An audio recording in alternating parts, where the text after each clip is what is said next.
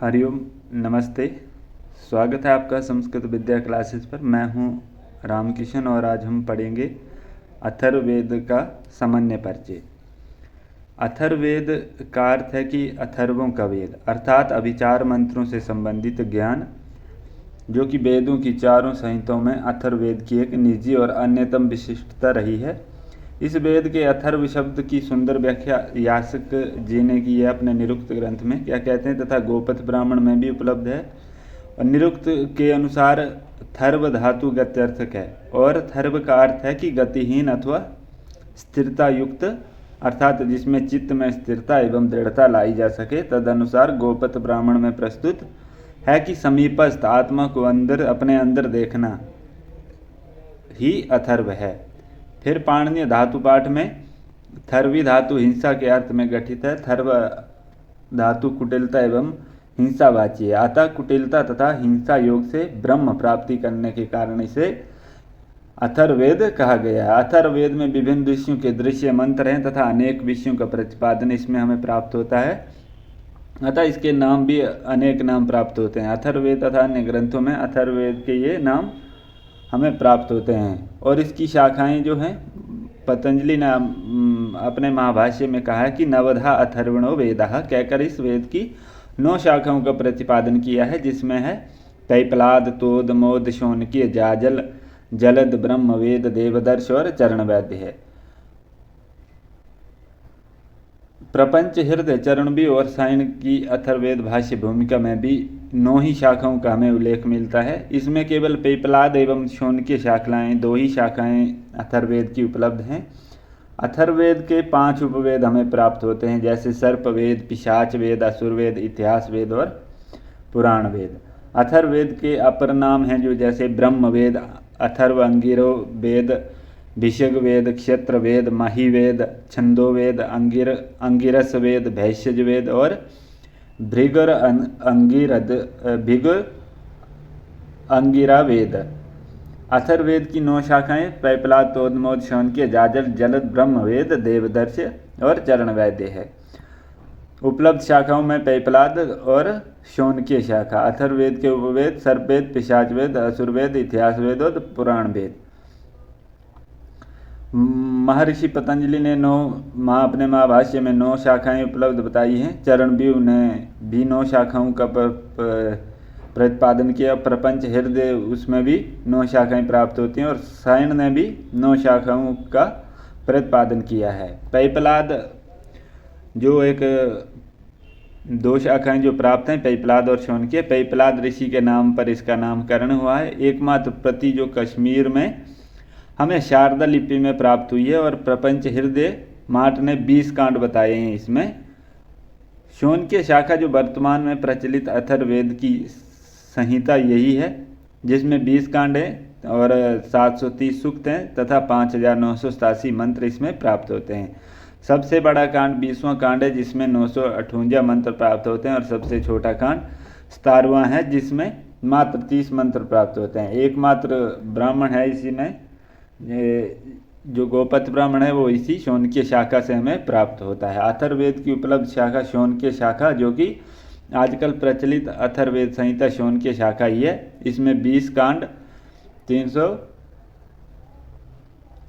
730 सूक्त, 5987 मंत्र सबसे बड़े 3 कांड हैं। 20वां कांड सबसे बड़ा है, जिसमें 958 मंत्र प्राप्त होते हैं। फिर है पैपलाद ऋषि के नाम पर इस शाखा का नामकरण हुआ है। इस शाखा की संहिता पैपलाद संहिता है। इस शाखा की एकमात्र प्रति जो हमें कश्मीर से उपलब्ध हुई है। तत्कालीन कश्मीर नरेश, जो कि 1875 ईस्वी में वह प्रति प्रसिद्ध जर्मन विद्वान डॉक्टर राय को उपहार में उन्होंने दी थी। प्रपंच हृदय में पैपलाद शाखा का संकेत किया गया। उन्होंने पैपलाद शाखा को 20 कांडों का बताया है। 1901 में अमेरिका में इसकी फोटोस्टेट प्रति छपी। बाद में डॉक्टर रघुवीर ने भी इसका सुंदर संस्करण प्रकाशित किया है।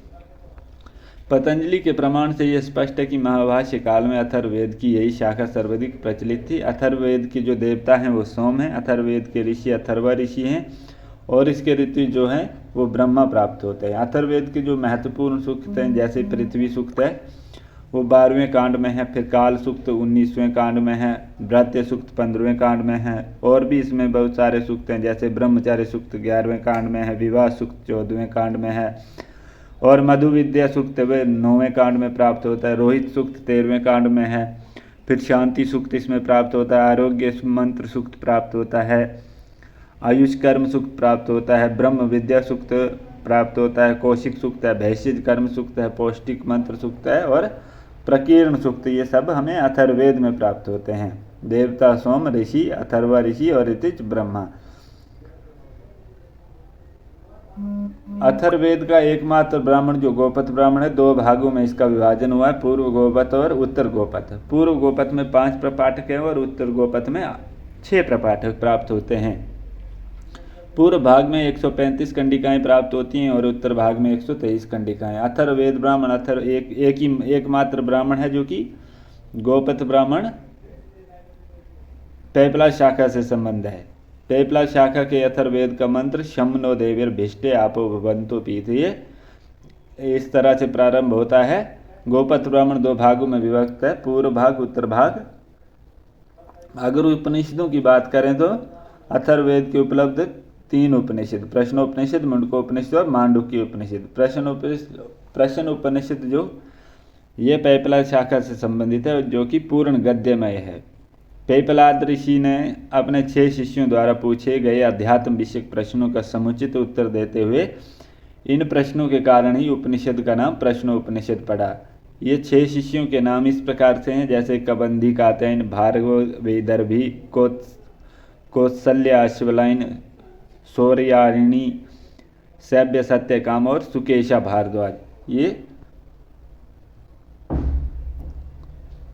6 ऋषि हैं। और फिर मुंडक उपनिषद है, ये 3 मुंडकों में विभाजित है। हर मुंडक में 2-2 खंड हैं। खंडों में सत्यमेव जयते महावाक्य तथा द्वास पूर्णा संयुजा मंत्र वेदांत का सर्वप्रथम प्रयोग इसी उपनिषद में प्राप्त होता है। और मांडुक्य उपनिषद, लघु के उपनिषद कुल 12 वाक्य, खंड, ऋचा या कंडिका इसमें प्राप्त होती हैं। ओमकार का विशेष रूप से वर्णन हमें मांडुक्य उपनिषद में प्राप्त होता है। ब्रह्म की 4 जो अवस्थाएं हैं और चतुष्पाद आत्मा का वर्णन भी हमें मांडुक्य उपनिषद में प्राप्त होता है।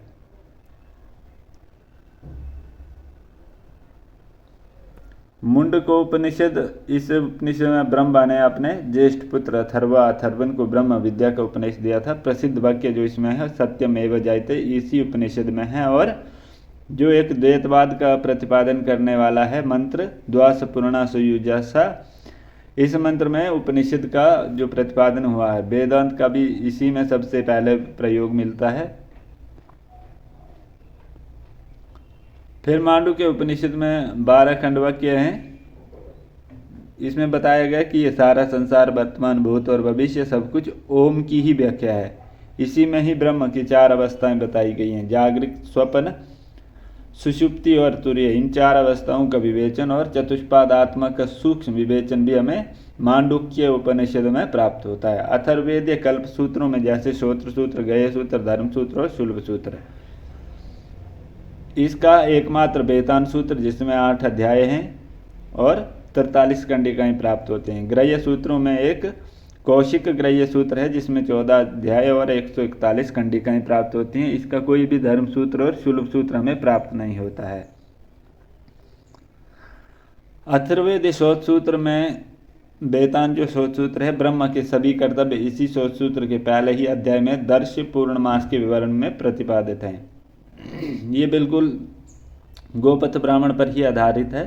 इसमें 8 अध्याय 43 कंडिकाएं हैं। दर्श, पौर्णमास, अग्निध्यान, उक्त, षोडशी, अतिरात्र, वाजपेयी, अग्निचयन और राजसूय आदि श्रोत्र कर्म बताए गए हैं। अथर्ववेद जो ग्रह्य सूत्र है, कौशिक ग्रह्य सूत्र मात्र एक उपलब्ध ग्रह्य सूत्र है। ये अथर्ववेद की शौनक शाखा से विशेष संबंध है। इसका विभाजन 14 अध्यायों तथा 41 कंडिकाओं में हुआ है। शांति कर्म और अभिचार कर्मों का विशद विवेचन इसमें प्राप्त होता है। इसमें प्रायश्चित तथा भविष्यवाणी का विशेष विवेचन प्राप्त होता है। कोश की सूत्र को संहिता भी दी या संहिता कल्प की संज्ञा भी दी गई है।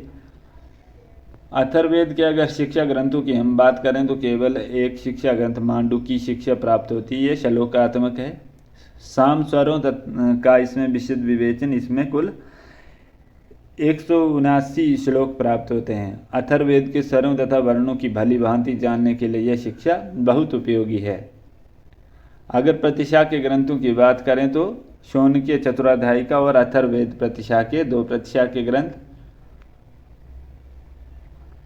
शौनकीय चतुराध्यायिका, इनके लेखक जो शौनक है, इसमें 4 अध्याय हैं और सूत्र इसमें 434 प्राप्त होते हैं। ध्वनि विचार इसमें संधि विवेचन, संहिता पाठ में दीर्घत्व, द्वित्व, वर्णत्व, स्वर संधि, अवग्रह, प्रगृह आदि का विवेचन हमें प्राप्त होता है। यही सबसे प्राचीन अथर्ववेद शाखा है।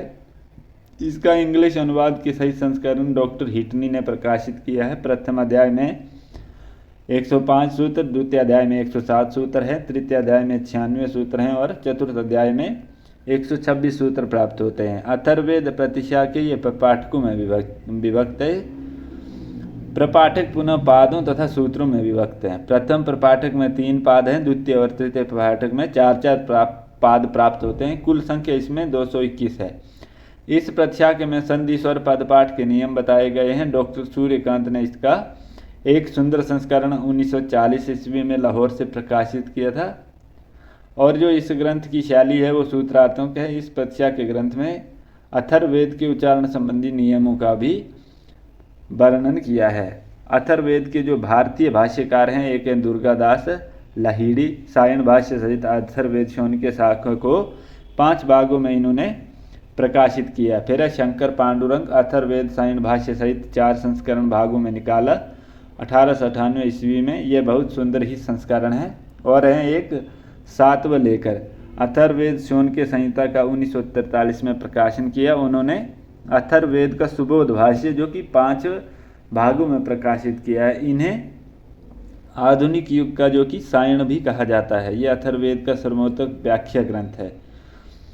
यह ग्रंथ श्री सातपलेकर के आगाध देव ज्ञान और अथक परिश्रम का परिचारक माना जाता है। फिर हैं क्षेमकर त्रिवेदी, संपूर्ण ऋग्वेद का हिंदी भाष्य किया।